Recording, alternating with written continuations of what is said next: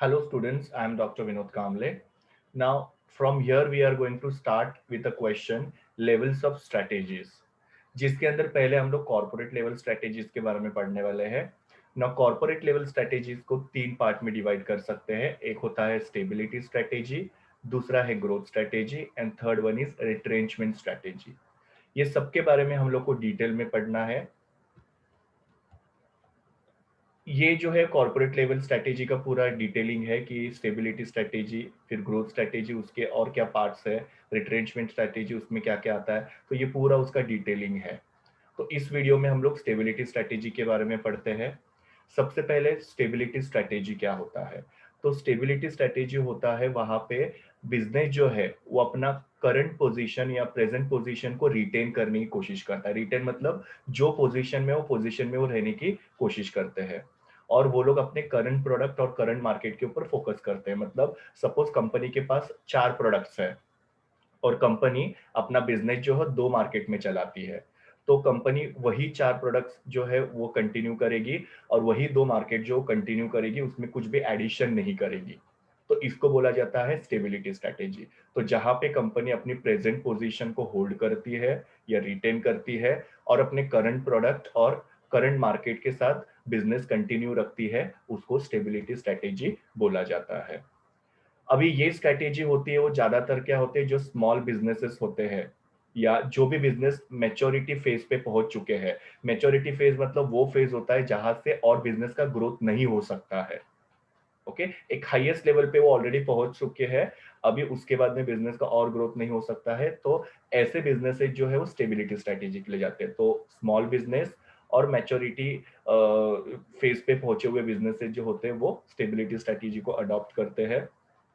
अभी मैंने जैसे आप लोगों को बोला कि स्टेबिलिटी मतलब वहां पे वो अपने करंट पोजीशन को ही कंटिन्यू करते हैं, उसको ही होल्ड करने की कोशिश करते हैं। इसका मतलब ये नहीं कि कंपनी ग्रोथ नहीं करना चाहती है। यहाँ पे कंपनी ग्रोथ कर रही है पर ग्रोथ ज्यादा सिग्निफिकेंट नहीं है। जैसे कि कंपनी ने सपोज लास्ट ईयर कंपनी का ग्रोथ हुआ था 10% सेल्स में। इस साल भी कंपनी चाहती है सिर्फ 10% ही सेल्स का ग्रोथ हो, दैट्स ऑल। मतलब ग्रोथ हो रहा है बट वो ग्रोथ कैसा ज्यादा सिग्निफिकेंट नहीं है। पहले जितना था उतने इतना ही ये साल हो, उससे कंपनी सेटिस्फाइड हो जाएगी। सो ग्रोथ डजंट मीन कि no growth at all. Growth होगा बट बहुत ज्यादा ग्रोथ नहीं होगा। That is called as stability strategy. Now stability strategy क्यों कंपनी अडॉप्ट करती है, उसके रीजन हम लोग डिस्कस करते हैं। सबसे पहले तो कुछ कंपनी जो होते हैं वो अपने करंट सेल्स से और करंट प्रॉफिट से एकदम सेटिस्फाइड होते हैं। ओके, जितना भी सेल हो रहा है, जितना भी प्रॉफिट वो अर्न कर पा रहे हैं, they are happy with it. उस केस में कंपनी स्टेबिलिटी स्ट्रेटेजी को अडॉप्ट करती है। दूसरा, कंपनी अपने जो करंट लेवल ऑफ परफॉर्मेंस है, जिस तरीके से कंपनी प्रेजेंटली परफॉर्म कर रही है, उससे भी पूरी तरीके से सेटिस्फाइड है। Third one is economic condition बहुत ही ज्यादा डायनामिक है।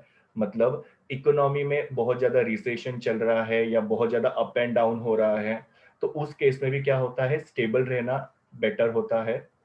क्योंकि उसमें अगर कुछ भी हम लोग नया करने की कोशिश करते हैं तो शायद तक वहां पे हमको रिस्क फेस करना पड़ सकता है। इसके लिए कंपनी अपनी जो करंट पोजीशन है उसको कंटिन्यू कर रही है। ना यहाँ पे क्या हो सकता है कि कंपनी के लिए कोई भी रिस्की मतलब ग्रोथ करना मतलब एक कंपनी के लिए रिस्क है, ऐसे कंपनी को लगता है, और उस केस में कंपनी स्टेबिलिटी स्ट्रेटेजी को अडॉप्ट करती है। और जो कंपनी का मैनेजमेंट है उनका एकदम ट्रेडिशनल फिलोसॉफी है।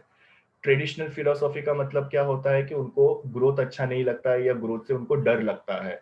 तो इस तरीके से जो ट्रेडिशनल सोच वाले या ट्रेडिशनल फिलोसॉफी वाले टॉप लेवल मैनेजमेंट होता है, वो कंपनी स्टेबिलिटी के ऊपर फोकस करती है। So this was all about stability strategy. Thank you students. Please do like, share, comment and subscribe to my YouTube channel, and also recommend my channel to your friends. We will meet in the next video.